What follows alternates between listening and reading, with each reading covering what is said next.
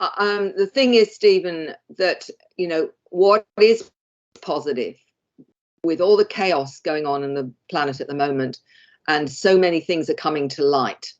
And that's been the very positive side of what's going on at the moment, even though it seems really dark for a lot of people, and it is dark for a lot of people. It had to happen because people were asleep. Yeah. They didn't look at any of this, and they didn't have time to look at any of this because we're kept on the treadmill trying to make a living, to pay the mortgage, and feed the kids and get them to school and what have you, which stops you from having a chance to look at how things are. And this has really done that. It's forced people to stop and get off the treadmill and say, what really matters? What's really important in my life? And it's not the necessarily the yacht in the back garden, and the holiday home in wherever or whatever, but my kids and how they are growing up, and what is, are they happy? Are they healthy? Are they, all those kind of things, and safe. So what it's done, even though it seems really very heartless and cruel in one level, in another way, we don't wake up when things are flowing and it's easy and we don't have to think about anything. We only wake up when our back's against the wall and there's nowhere else to go.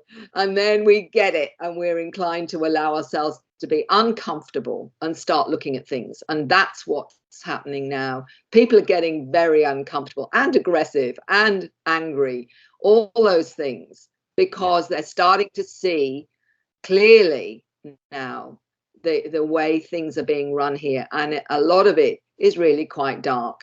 And in a way, they say it's like it's comfortable to be blind because you can pretend your own little world and what have you. And who wants to wake up and see it as it really is? But unless we do that, our kids have got no future. It's as simple as that. I was going to say to anybody who listens to this show with Mary and myself that may say, well, Steve's doing a lot of talking, you should let her talk more. Mary's a professional when it comes to the things that I've been through. So that's why, and most of the time I would let Mary be doing 90% of the talking, but like she's been kind enough to say she's going to help me with a regression in that. It's because I need it, people. Like how often do you get a chance to talk to someone of Mary's caliber who's willing to help you work out your mental issues? So just a little to those people. And this is, I'd really like to thank you for getting back in touch with me so quickly too. Not that I'm cutting the interview up or anything like that. And like I said before, this isn't even an interview, people. This is a talk with somebody who's incredibly insightful and smart as to the things that are going on in my head and the head of a lot of people out there who've just been too afraid or ashamed for whatever reason to come forward to anybody to tell them what is going on. I didn't even start talking about these things myself publicly until I got on Revolution Radio. So it's been 2 years now. Nobody knew about my missing time or anything else until I started this show. So yeah, it's just, and I'm already gonna say I want you back again because there's so many things we can talk about. Is there another case that you've got going on that's more recent that you can touch on? I'm getting cases all the time. I get emails every day with people that are having experience. Right? Wow. Oh, my issue is trying to fit people in within a reasonable time frame because I'm usually booked at least a month ahead. Right. So I have to work out, how many I can do, because with regressions, it's very intense in terms of what needs to happen with that person. I have to take care of how that unfolds for them so that they can look at it and integrate it in a way that is healthy and in balance for them as well, because sometimes the revelations can turn their understanding 180 degrees. For example, if they've been really fearful And then they find out that the fear has come more from, and I'll give you an example of the fear thing, because so many, are fearful of what they're going to find. And I'll tell you a little account. It was a few years ago, and it's a good demonstration of how fear can control your life until you understand what's behind it. I was working with a family in England when I went over there some years ago. The whole family had been taken up on their car as well, had been taken up on a craft. There was grandma, mother, and two boys. And they wanted to find out what actually happened. Are you still there? Yes, I'm Stephen? still. Yep. Okay. And they wanted to find out what happened. And so I agreed to do the grandmother and the 15-year-old as well, to find out what happened. The mother had already had a regression. Now, the grandmother was really freaked out. She didn't know what not only what happened, but why she had been in fear all her life. So when I took her into an altered state, she was very anxious, very fearful. And I said to her, we're looking at the origin of your fear. That was telling the subconscious, superconscious, this is where we need to focus. This lady went back to being 2 years old in the cot. And she was there lying in the cot and I said to her, I said this to her, I said, so what is causing your fear? And she says, I'm looking up and seeing these two strange beings looking at me. She described them as being mantis type beings. And she said, and I'm absolutely freaked out because I didn't expect to see them. So I said to her, did they harm you? She said, no, they were just observing me. So I said, they didn't hurt you? No, not at all. So I said, so where is the fear? And she said, it's in my back.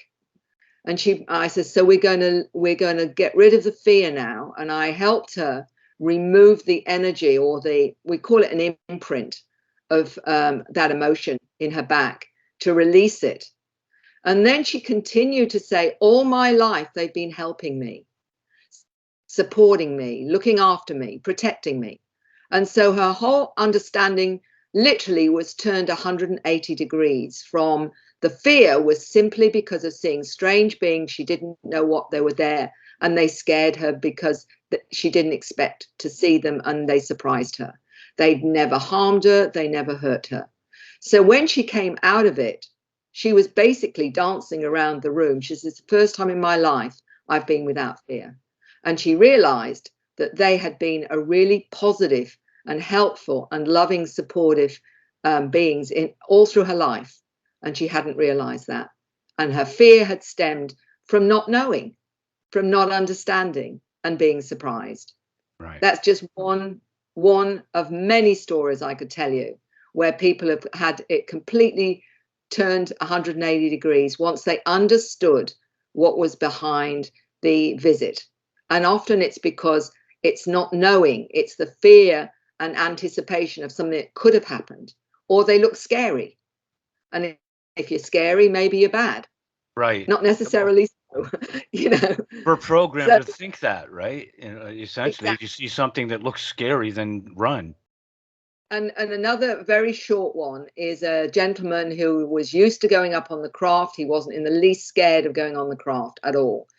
But he said, I still have a fear. And I said, so what's the fear? He says, when that big eye, this big black eye, starts to come towards me, I freak out. And I said, so what do you think is happening? And he said, well, I think maybe they're taking me over or something. He said he didn't know, but that's what he felt. So I said, okay, do you want to find out what really is happening when the eye comes towards you, this big black eye? And he said, yes, I want to clear it. I'm fed up of feeling like this. So I took him very slowly and allowing the eye to come closer and closer. And he was getting more and more freaked out.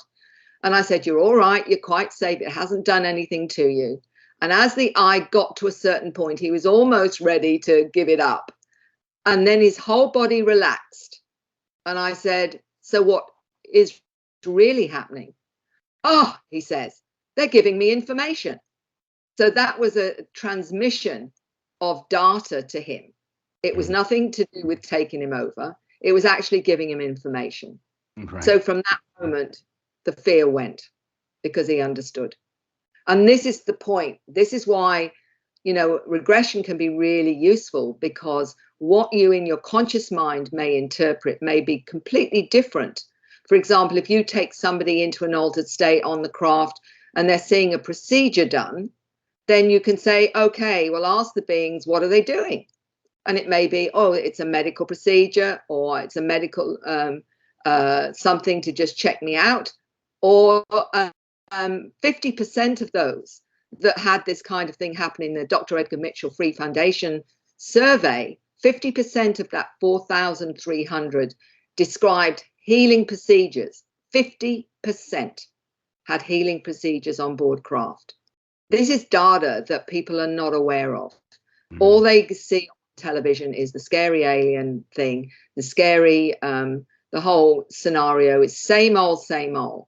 And quite honestly, that is not fitting the research that we're doing. That, when you have out of 4,300 people, and ultimately once they've got over their fear, asking them how it's changed them, 85% they had a psycho-spiritual transformation.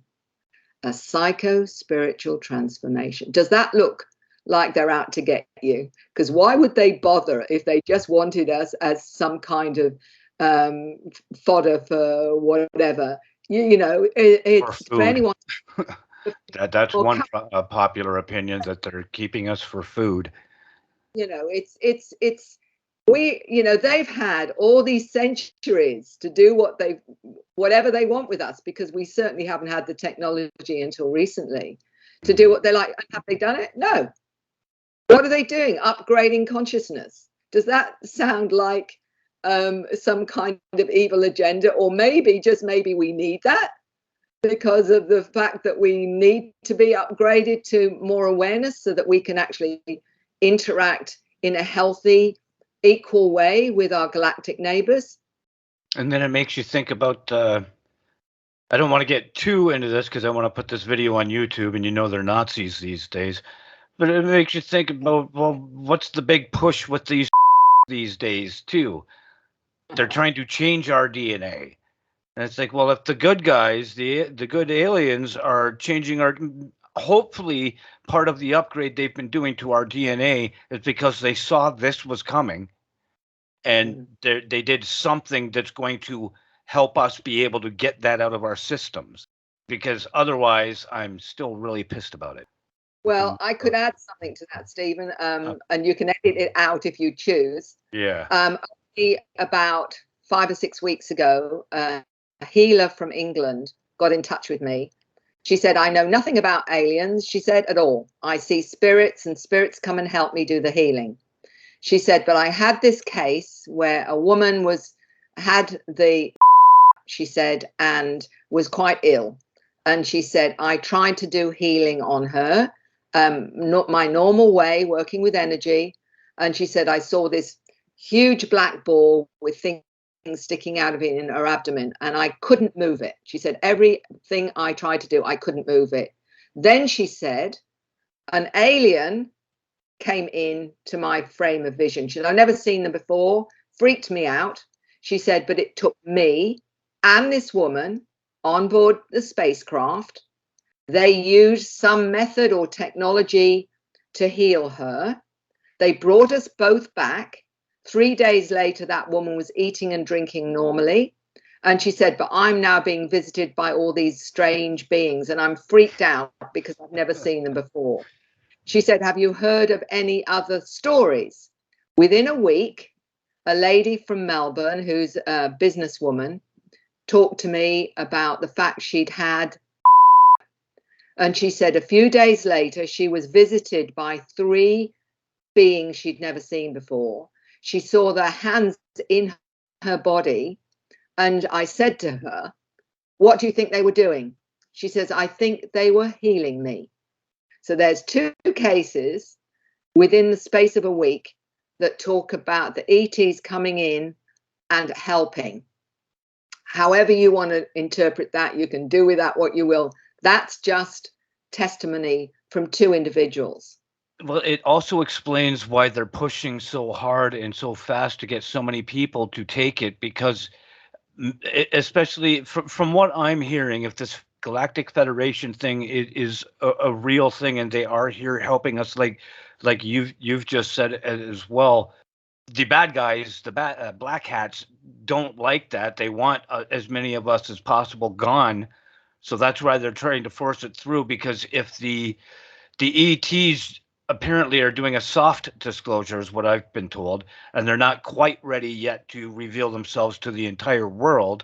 It'd be hard for them to say if there's 7 billion people injected with this thing. It'd be hard for them to show up and cure 7 billion people at one time. Is that making any sense? I know I'm not explaining myself properly.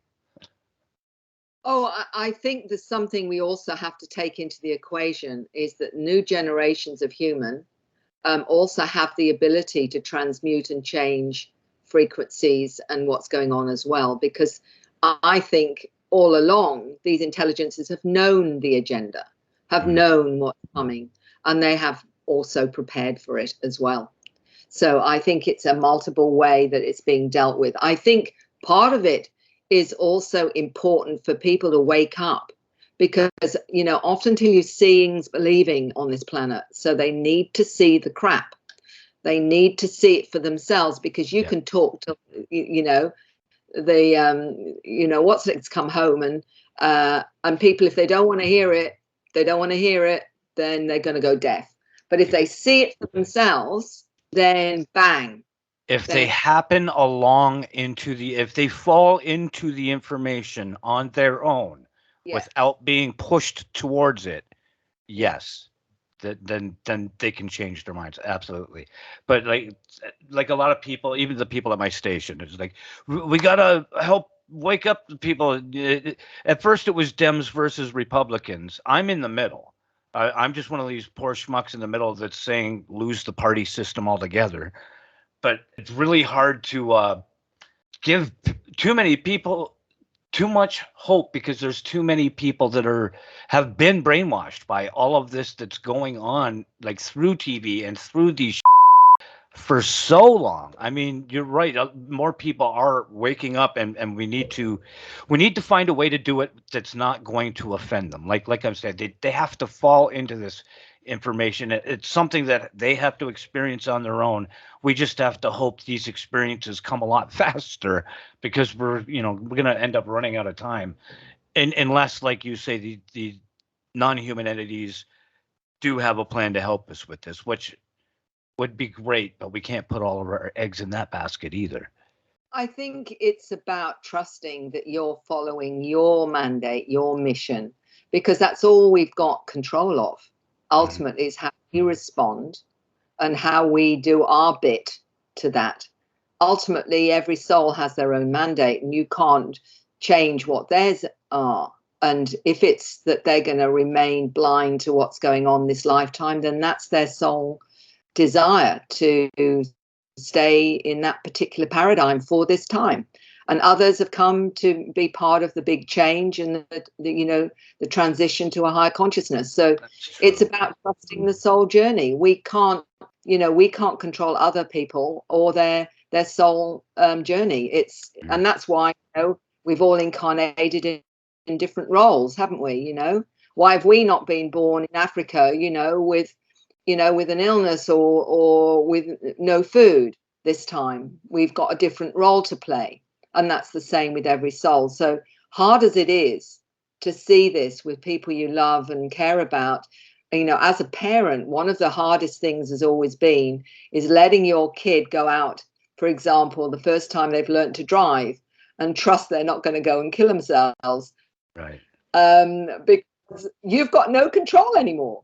They're in control of their lives, and you have to let go and trust that they'll still come back in one piece. And that's my with youngest got just because she wanted to have friends. She's 13, and she doesn't have friends. She's been back and forth between her mother and I, and her mother took her away from the place she lived that she did have friends. So, and she knows her dad's conspiracy guy. So it's like, why would you do that? And I couldn't even yell at her when she said, I just wanted to have a friend. Yeah. She's so friggin' lonely that Mm. she's risked from an adverse reaction from one of these, and she did get hospitalized for a week. They lied to me and said she had food poisoning.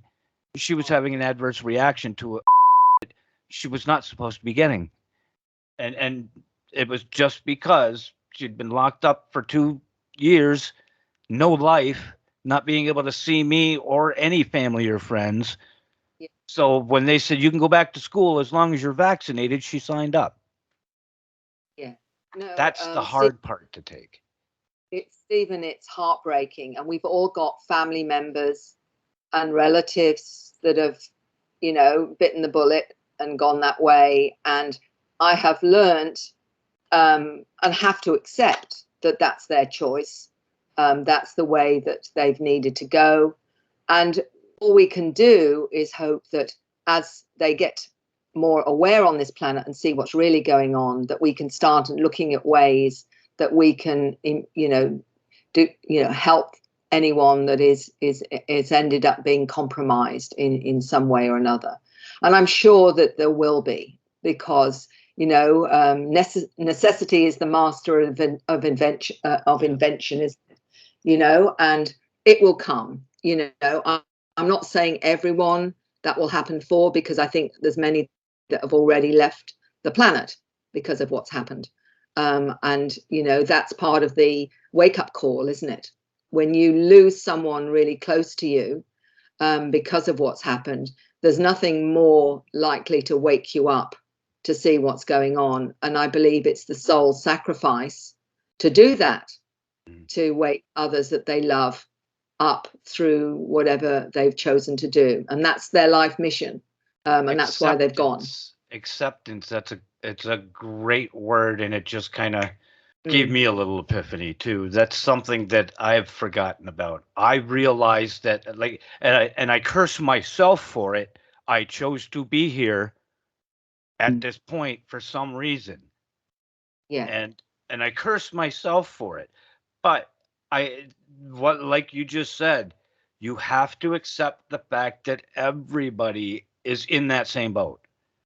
And that just hasn't been registering really for me. So I'm glad to be talking to you today, just for that alone. I've got to remember to accept that they may have chosen to be the enemy in this incarnation so that they can learn for their soul journey. Trippy stuff, that's for sure. It's a hard one, Stephen, because the thing is, particularly as parents, you want everything to be the best for your family, and you do for your extended family and for all of those that you love. You want them to be looked after and safe and protected, and all those kinds of things we want for those we care about. But we haven't come to this planet to be safe and protected. We've come to learn, and it's painful, and it's challenging, and it's hard, and it's uncomfortable. And it's meant to be, because the only way we grow is through being challenged. When it's all nice and comfortable, we coast along, not doing a great deal when it's comfortable. That's it. And what really matters is our attitude to it. Either we see it not as a victim, or we can see it as a victim, or we can see it as something that enables us to gain more insight and understanding and growth through that particular experience or whatever. That's the choice. That's your free will. Is the cup half full or half empty? Your choice. How you want to perceive it. Exactly. Well put. More than three. Just reading some of your thing here on your page for people listening. If you want, well, you're probably going to want to. They're probably like, Steve, what's this lady's website? It is alienlady.com. That plain, that simple. Type that in. It will bring up her page, and just about everything that you're talking about with me, they have access to through this page. Correct? Yeah, or cern.com.au, and or Facebook. I take messages from Facebook as well. So there's lots of different ways people can access me. It's not difficult. But, all I can say is, though, please be patient. It sometimes takes me several days to answer the emails, especially if I'm doing sessions. And I am booked a little bit ahead of time. So, but by all means, anything that comes up for you, by all means, get in touch with me. Absolutely. Yeah, I'll see if we'll get in touch in a few days to see about booking something for 2 or 3 months down the road. So it'll be a fresh thing, and then you can book all your other bookings around it to see about what's going on in my noggin. Steve, there's much of what you said that fits in so much with the profile. I'll have to send you my questionnaire because that will help you connect some dots as well. And it's not your standard questionnaire at all. It takes in dreams, it takes in feelings, it takes in knowings, all those kinds of things that are dismissed by left brains because they don't give them any validity. But actually, they're all multidimensional connections to your awareness. Every time you sense something or you have that knowing or that feeling about something, it's all your multidimensional side giving you information that many people just dismiss and say, oh, well, that's just me thinking this way or feeling this way or whatever. That is information. It's telling you something. And if you're drawn to something, it's telling you something. It's your other aspect, your essence, that is the consciousness part of you that's drawing that to your attention. Listen to it because it's helping you understand the 3D world far better. And that's the thing, though. For years, people would tell me to not listen to it. Oh, you're crazy, Steve. Don't. Oh, no. Like, I would tell them, I feel like this and this and this is about to happen in this situation. And they'll say, no, you're crazy. They're like, case in point, let's say an ex-girlfriend of mine, all of them fooled around on me. And I had a knowing. And people are, oh, no, you're being crazy. And then I'm like, okay, well, I've got a feeling in the next few days, things are going to get really bad and we're going to end up breaking up. Actually, I was at an old bass player's place with our band. We were having after band practice, we'd go for a beer and we were sitting there. Just this feeling come over me, and I looked at him. I was like, dude, if something happens when I get home, can I crash at your place? He's like, yeah, if you need to, but why? And I was like, I don't know, man. I just got a weird feeling. I got home and I had a Dear John letter, and I'm like, what? But people tell me, oh, you're being crazy. Don't pay attention to those thoughts and those. But yeah, I get that because it's a depressing thought about a girl leaving you, right? But if it's right, you shouldn't be ignoring these things just because they're uncomfortable. And that's basically what I was told to do. Just ignore it. Just ignore it. And that's how I wound up being Mr. Full-time drinker when I was younger. Like, I'm drinking right now, but I once a week I'll have like 3 beers, a can of beer or something like that. I'm not Mr. Drinking every day anymore. And I drink light beer. It's not about getting drunk. I just really like the taste of beer. Well, a lot of the time, many people use strategies to cope with that, what they're getting or trying to handle, or because they get all this negativity and messages that are denying their experience or their knowing or their sensing or whatever. Because in Western society, it's not okay. It's okay in indigenous societies because that's what they do. They're all open to the multidimensional. It's normal. It's completely acceptable. It's part of the culture. It's just Western society and this programming we've had over several hundred years that unless you can touch, feel, hear it or whatever in your 5 senses, it's not real, exactly. Which is BS. It is total BS, and it's been, again, I think, a deliberate way of shutting people down. Why do you think religions do that? They actually tell you to rely on the dogma that they're telling you because they don't want, a lot of them are not happy with you using your own conscience, your own awareness, your own connection to source, because that means they've got no more control over you. Exactly. If you're listening to that, what's in your heart, rather than what they're saying, which may contradict that, then they've lost you. Mhm. So, and I'm not saying that all in religion is bad at all, but what I am saying is it can be disempowering when you get messages like you can't trust yourself. You can't trust your own spiritual knowing, your own essence, when that's all Organized we have. religion, yeah, organized religion was created for control. That Yeah. there's spirituality and believing in a creator and things like that, and loving life and people, Yeah. live and let live. And then there's religion.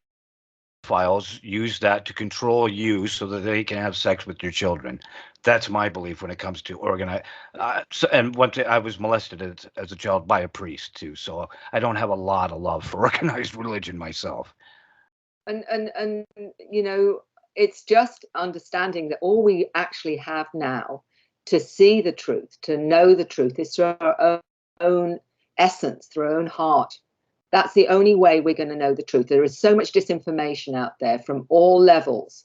Who do you trust? Stop looking outside of yourself for your answers and start looking inside of you're listening to your knowing, listening to that feeling, that sensing, that resonance.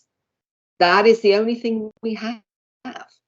Everything else is outside of us, is different perspectives, different awareness, different knowing. And they may tune into something quite different to you.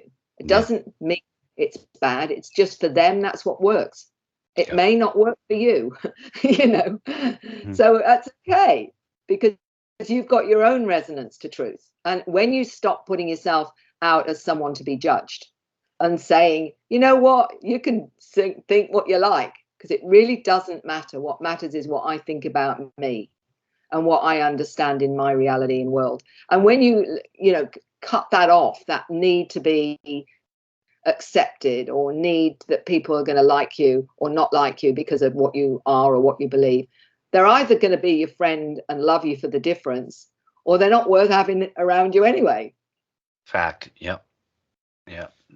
Thanks for reminding me of that. Like, just sitting here thinking about it as you were talking, and I always did better in life, in public with people, and in personal relationships at that point where I didn't care. It was about, I cared about people, of course, but I didn't care about their opinions about me. I didn't care what they thought about me. I knew who I was. I knew what I wanted to do, what I wanted to be, and that attracted people to me. Just being positive like that. And I shut that off decades ago. So I am so glad that I reached out to make this call happen. Thank you very much, Mary.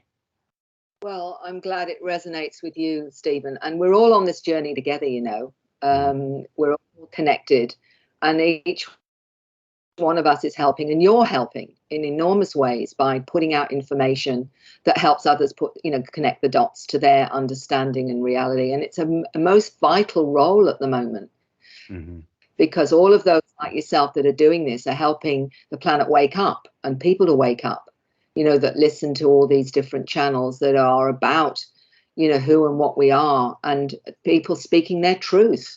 And that is so important now, given there's so much in the mainstream media that is, disinformation and control and programming and all this. And that's what is going on now.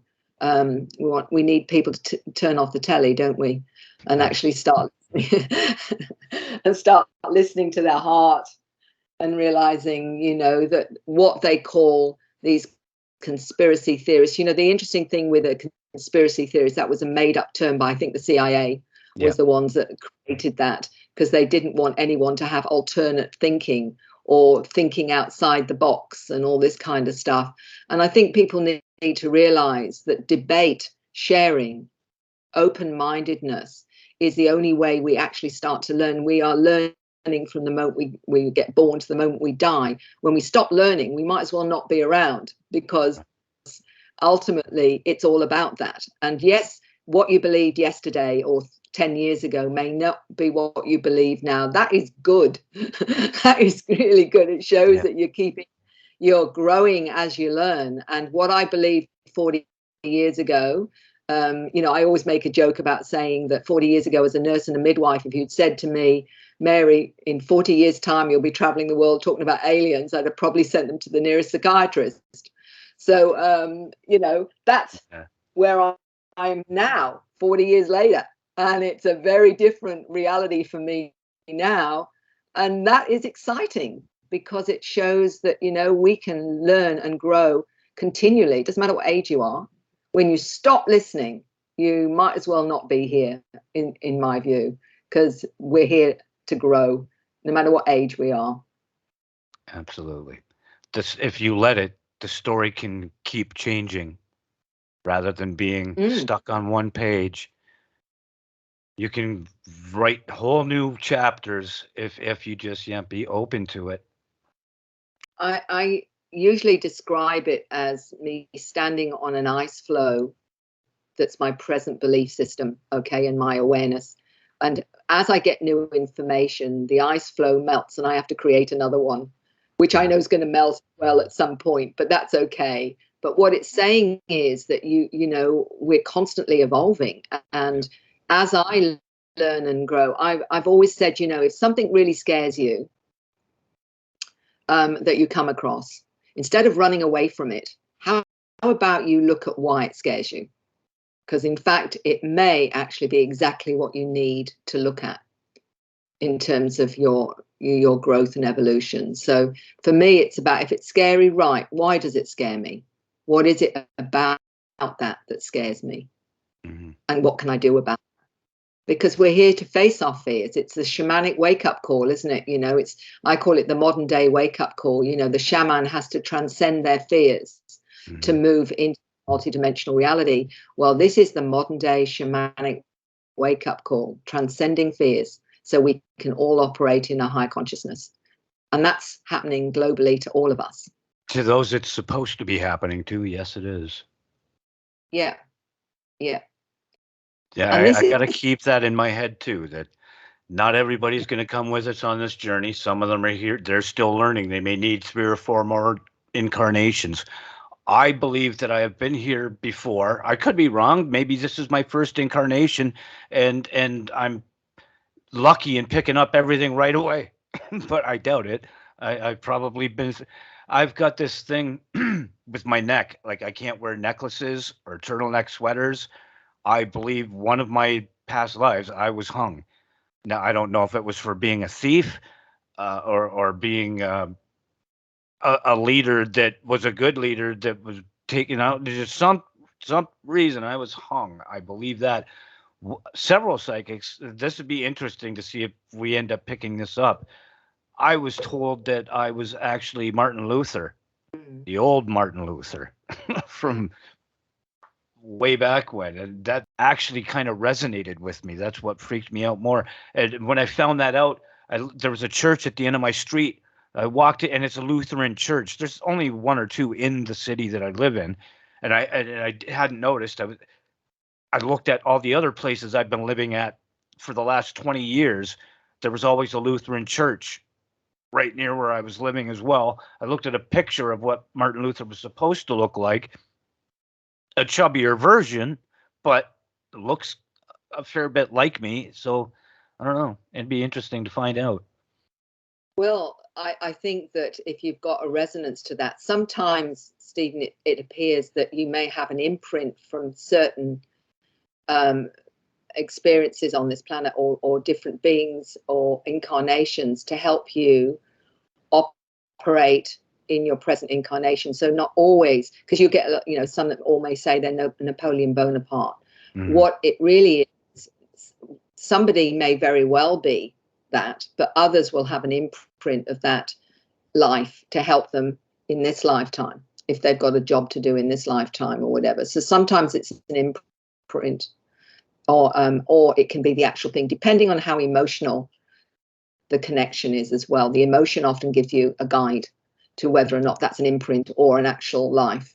Right. You would think that if the stronger the feeling towards that thought, it would be more likely to be a memory. If it's really emotional, then it's most likely accurate that it's you. But, there are lots of imprints that we get to help us manage down here. And we may have an imprint from somebody that enables us to cope down here, especially, if we've not had many lifetimes down here and we want to know how it all operates. We may have a few bits of software that help us, operate down here if we've got a particular role to play or whatever. So we can tap into that program to enable us to do certain things. I don't know how accurate that is, and it's probably a very limited way of looking at it, but that's, one of the possibilities. Something just popped in my mind, and I've got to ask you because I would be remiss. And my buddy, another host at the station, Mr. Rowe, would smack me in the head if I didn't ask you this. Have you had any encounters with anyone who claimed to be a giant in a past life? I didn't catch that. Sorry.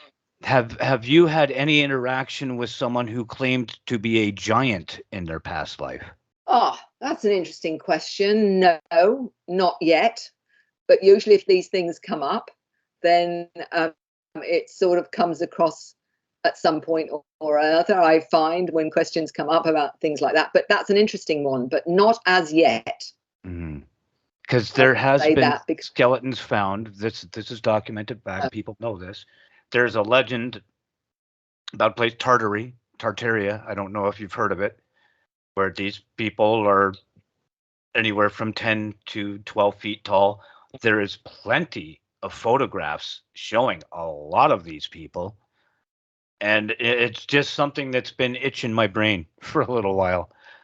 It's something that I'm particularly interested in. And there is a story about a Russian boy who's now, I think, grown up, called Boriska, who was interviewed many years ago. And he was talking about coming from Mars. Right. He was a very highly intelligent little boy. His mum, I think, was a scientist or whatever. And he talked about coming in a past life from Mars to visit Lemuria. And he talked about the Lemurians being 9 meters tall, something like that. But that was his past life recall. Okay. Yeah, no, that's close enough. That's leading in that direction. So, okay. It'd be very interesting to find. Well, because who knows? Maybe those giants may have been more, if they existed. They may have been more, because apparently, actually, if they did exist, they were using free energy and things like that to power their stuff. So they consciously and spiritually, they may have already moved on because they already knew that, way more than we do. And they already moved on to learn from the next thing or something. Yeah.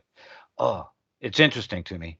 Well, I think our hidden history is extremely interesting. I mean, Michael Cremo in Hidden Archaeology has come across so many anomalies that are not discussed in mainstream archaeology or anthropology either, where, they found things like nails in coal or something, which is something like 3 or 4 million years old and all the rest of it. I have absolutely no doubt there's been many civilizations that have, one way or another, something's happened and we started again or whatever. And I'm pretty certain that the powers that I've heard many accounts from these skeletons being found all over the world, some of them sent to the Smithsonian, and apparently many have also been destroyed because they don't want us to know the truth. And that's probably one of the most frustrating things on this planet, is if only we knew what those that, know the real history, because and tell us. It's been destroyed. That's what's really pissing me off. Yeah, because, we're kept in an edited understanding of our who we are, our history, and that to me is, that is like everything else that we're finding as you start to look into this, that virtually every area of knowledge is being polluted or edited so that we only have a particular mindset. And this has happened over the centuries, obviously, as well. And it's tragic. It's tragic. Well, because we are, okay, I'm talking about us living in a polluted, edited paradigm that is to generate certain ways of thinking to control, I think, on multiple levels. And that's like you. I just want the truth. I want the truth, no matter what it means. I want the truth. And we're all truth seekers. All of those that they want to call conspiracy theorists, all we're looking at and trying to find out is what is the truth. Not an edited one, not a polluted one, not one that feels comfortable, but what is who we are, what we are, and where do we come from? All the big questions are what anyone who's had encounters wants to know. Why me? What's it all about? Where are we headed? What is the truth of who and what we are? Even if I was going to die 5 minutes after being told, I just want to know. And that's what this does, this contact phenomena, more than anything. It gets people questioning. And of course, know that people go up on the craft, they're given a whole different understanding of cosmology, origin of the species, how we operate. All the kids are being taught this on board craft in the space schools, and so many adults, and that's what drives their obsession almost after contact, to look into things, to explore things, to research things, because they've been inspired through their contact with these intelligences and shown a different scenario of the truth, what we are. And that is what is the most important part of it, is the activation of that desire to seek truth, to seek and understand what's actually going on. How are you for time? I know we got to be getting close to you having other things to do. Yeah, I've got probably another 5 minutes or so, if that's okay, Stephen.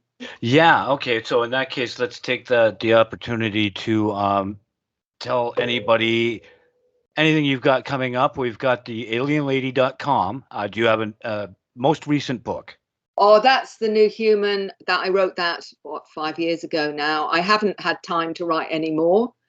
It's very exhausting writing books, and it takes up a lot of time. And I've just been so busy with sessions and, interviews and conferences, online conferences and whatever. So I've really not had time, and I'm still not sure what the focus will be for the third one. So I am still deciding what will be the most help to individuals. So that will come obviously when it's time. Right. But the ones you do have, they can get those in the shop on your site? They can, if they're in Australia, they can get direct from me and signed. But if they're or in New Zealand, but anywhere else, it's too expensive to send from Australia. So Amazon's their best one. They can get the books in England from Nexus magazine, because they've got several of my books over there and my DVDs as well. But in anywhere else around the globe, then it has to be Amazon. Okay, fantastic. All right. And so listeners, this has been Mary Rodwell, and she's helped me tremendously, and she's graciously volunteered to give me a regression. So we're going to have to record that for a show for the future as well.